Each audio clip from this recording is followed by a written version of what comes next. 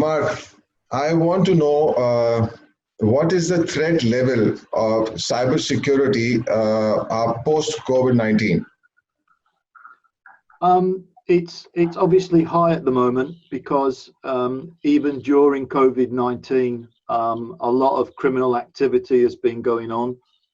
For example, here in the UK, NHS, which is the National Health Service, has been badly hit by lots of phishing attacks. The general public have received a lot of emails from criminals trying to sell them different types of drugs for the COVID-19 epidemic. So there's been a great increase in that type of activity. And across the world, we're seeing across the world that there is a heightened threat in all these particular areas. And it's up to organizations to realize that, you know, criminals will use any excuse to try and facilitate fraud or that type of thing from such a situation. Okay. So at the moment, it's everyone has to be very careful, very vigilant. Even though the majority of countries are coming out of COVID now, we are not seeing a drop in criminal activity in regards to cybersecurity. In actual fact, in a couple of areas, one of them being the US, that activity is increasing. Okay. So, Faisal, just to add something to what Marcus said, if I just put into perspective of Pakistan, what's going on over there, since the COVID-19 situation, there has been a hack in Pakistan in May called Green Bug is the entity which hacked, and they hacked 3 telecommunications companies in Pakistan. Telecommunication companies? Yeah, 3 of them.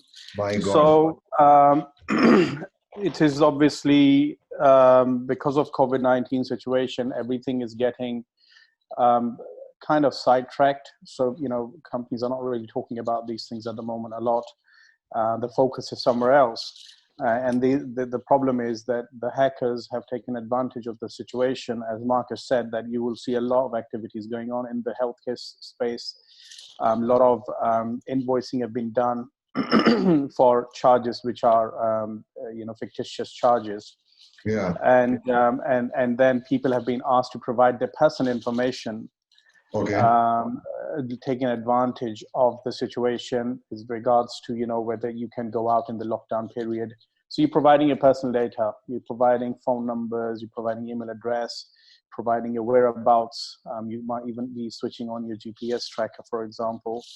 And this is what the criminals have been taking advantage of. And what, to my surprise, but nothing really surprises me much, having spent last 2 to 3 years in Pakistan trying to raise awareness more than anything else with regards to cyber threats, that this green bug thing happened almost about 3 weeks ago.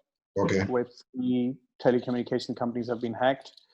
And as you know, with the telecommunications companies being hacked, they will get all sorts of information about you, because in Pakistan, to get a phone, a mobile phone, you have to give your, you know, your NICOP ID.